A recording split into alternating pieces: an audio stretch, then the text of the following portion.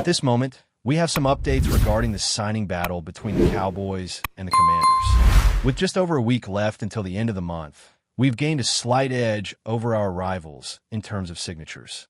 We will continue striving to increase this lead, so don't hesitate to subscribe to receive more daily videos about the Cowboys. In today's episode, we'll dive deeper into the discussion about free agency. Based on feedback and suggestions from various fans, many have raised the possibility of the Cowboys showing interest in a defensive line player. While there are some concerns, it's worth noting that he's at a veteran stage in his career. He's played for other teams and was active last season, having been with another team the season before.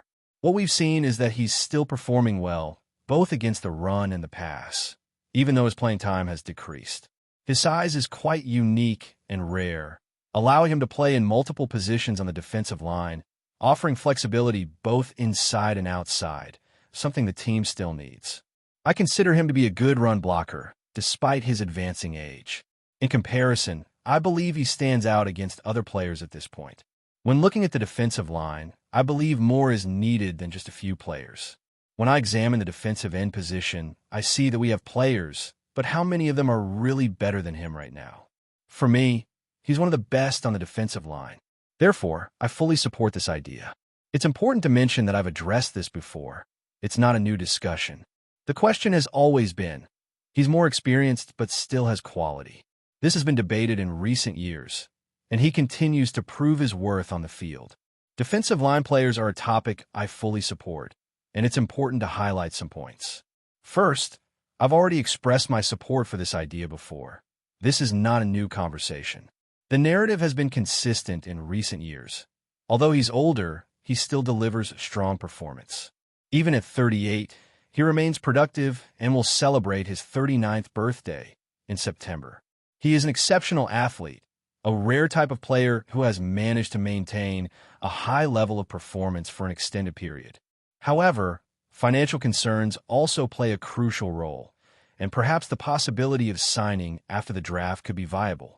The team expects to receive compensatory picks due to the loss of a player and likely wants to retain these picks. Therefore, a contract around $3 million or a reevaluation after the draft could be a possibility. The question arises, would you consider signing an athlete like him? This could also be a scenario where he might prefer to wait. I'm interested in hearing your thoughts, so feel free to share your reflections in the comment section. Changing the subject, Asante Samuel Jr. is mentioned as a potential significant target in free agency for the team. Similar to the discussions surrounding another player, this situation has sparked interest.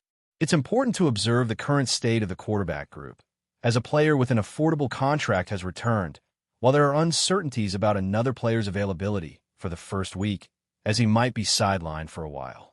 A third player has been performing efficiently, but the depth of the group raises some doubts.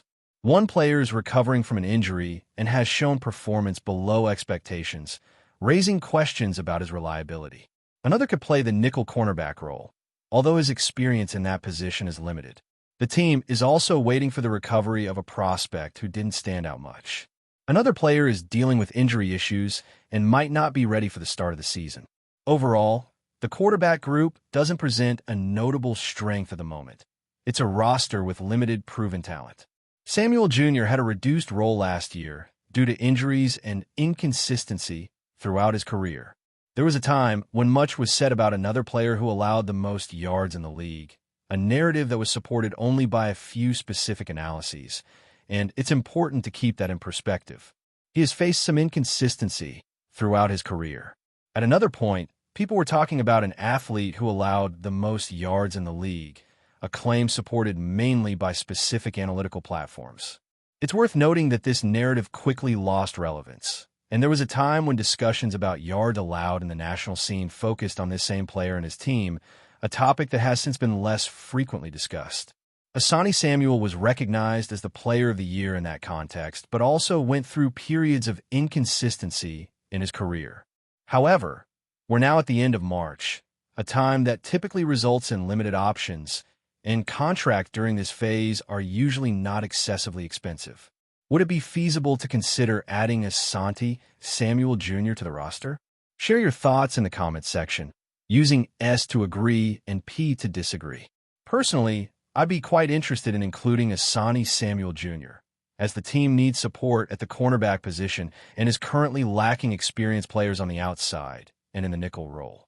Throughout his career, Samuel has mainly played on the outside, but I believe he has the skills to transition inside and play nickel, even though his experience in that role since his time at Florida State has been limited.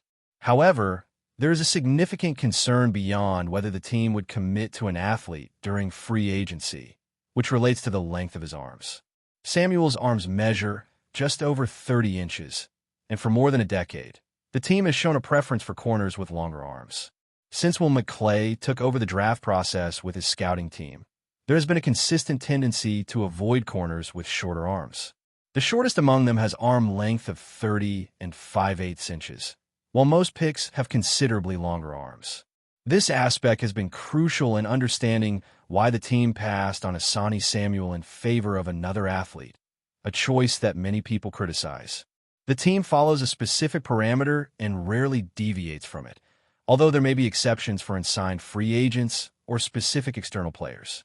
Most investments in cornerbacks have been directed toward players with arms measuring at least 31 inches, with a clear preference for those with 32 inches or more. There's a limit that teams tend to follow and rarely stray from.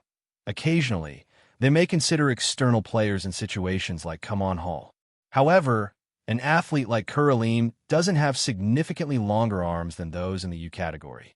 Most investments in defenders have been made in players whose arms measure at least 31 inches, with 32 inches being a common measurement.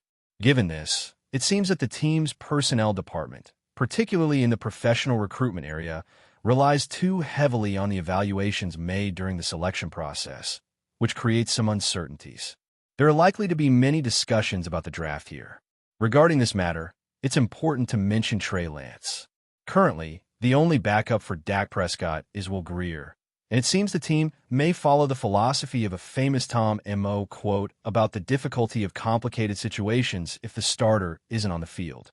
They apparently don't prioritize having a backup quarterback, as this strategy didn't yield results in the past, but having someone ready to step in is essential.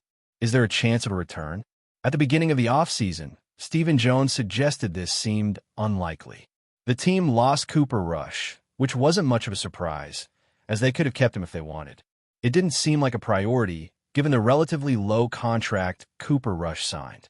We know the team is interested in selecting a quarterback, and my main question is, what if we reach the draft and all the quarterbacks from the 5th round are quickly chosen, leaving Dallas with no alternatives? In that case, maybe a return of Lance would make sense, but there's an important condition: if this coaching staff believes in him. The fact that Lance has struggled to get on the field raises questions about his performance in practices, and coaches typically don't entrust responsibilities to players who don't stand out in drills. So, should there be an interest in re-signing Trey Lance? I'd love to know your opinion, whether you support it or not. Most of what we've seen from Trey Lance has been in the preseason, where he had a problematic performance filled with mistakes against the Chargers. He has impressive mobility, and interestingly, Trey Lance is only 24 years old, turning 25 in May. He's younger than some of this year's rookies, and moreover, he's played very little. To be honest, his snap numbers at North Dakota State were quite limited, and he's dealt with a series of injuries. His NFL experience is sparse, and he needs playing time. I don't think he'll attract a significant market, and I'm not sure who would be willing to sign him as a developmental prospect. He's in a tough situation, as two teams have already tried to use him, but both gave up, not seeing him as a starter. The timing may not be favorable right now, especially with the UFL about to start again, but if I were Trey Lance, I'd consider playing in the UFL. It's necessary to accept that this could be a blow to the ego.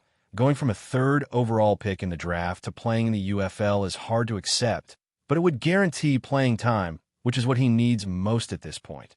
If I were in his shoes, I'd play in the UFL during the season and then become an NFL free agent, so I could get more tape and examples to show like I can still do this, that, and the other. Then, I'd try to find a spot as a backup quarterback somewhere, maybe with an established veteran, allowing me to keep developing my potential at the position. However, even at 24, development in that role starts to lose its appeal after 4 years in the NFL without significant growth. But before we continue, don't forget to subscribe to our channel and give this video a like. Your support helps us keep bringing you the latest updates on the Dallas Cowboys. Feel free to share your thoughts on the news in the comments as well. The internet is abuzz with rumors swirling around the Dallas Cowboys' shocking interest in none other than King Derrick Henry. The Tennessee Titans' legendary running back, known for his monstrous runs and sheer physicality, has been one of the NFL's most dominant forces for nearly a decade. But what if the Dallas Cowboys, one of the most iconic franchises in the league, are about to make a monumental move? Fans and analysts alike are on edge, eagerly awaiting confirmation as the whispers grow louder and louder.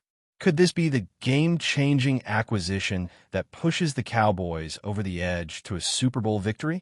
Henry's potential move to Dallas would undoubtedly reshape the Cowboys' offense. With his combination of size, speed, and power, King Henry is a threat to break tackles and dominate on every single down. His stats speak for themselves. Multiple 1,500-yard seasons, a 2,000-yard season in 2020, and an undeniable ability to take over games. With the Cowboys looking for a true difference-maker in their backfield, the prospect of adding a back like Henry could be the spark they need to ignite a championship run. But why now? After 8 years with the Titans, Henry's future in Tennessee was uncertain, and while he's coming off a deal with the Baltimore Ravens, many speculate that Dallas could swoop in with a better offer or a more enticing situation. The Cowboys front office knows that acquiring a superstar of Henry's caliber would not only energize the locker room, but could also provide quarterback Dak Prescott with a reliable and dominating force in the backfield. This would allow the offense to thrive in both the air and on the ground, with Henry serving as a physical, unstoppable presence on key drives. Speculation only intensifies after the Cowboys' recent moves, signaling they are ready to make a splash in free agency. Dallas has long been linked to high-profile acquisitions, and the addition of Henry would elevate the team's already formidable roster. The question on everyone's mind is whether the Cowboys can pull the trigger on such a bold move.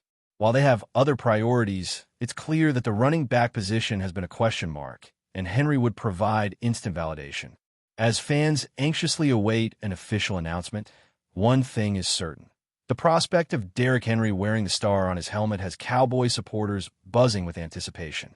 Will this legendary running back head to the Cowboys, or will the rumors fade into the offseason? Only time will tell, but one thing is for sure. The drama surrounding this potential move is only just beginning. Stay tuned. That's it for this update. If you enjoyed the video and want to keep receiving exclusive news about the Dallas Cowboys, please subscribe to our channel and give this video a like. We always look forward to your comments and opinions. See you in the next video.